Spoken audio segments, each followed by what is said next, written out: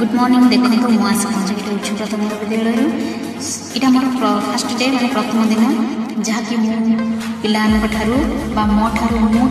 इंट्रोडक्स प्रदान कली मो परिचय देली मो परिचय देवापर मो पिला जन जन से परिचय पाई यापर पिला किसी दृश्य देखली जोटा कि किसी दृश्य विषय बुझेली जोटा कि भल से ध्यान देकी बुझीपारे शुणुले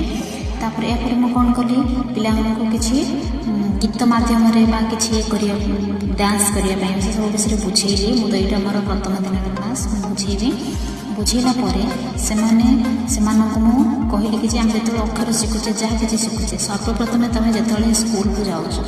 तो से समय तुम टीचर शिक्षक शिक्षयित्री मैंने पिला कौन शिखाती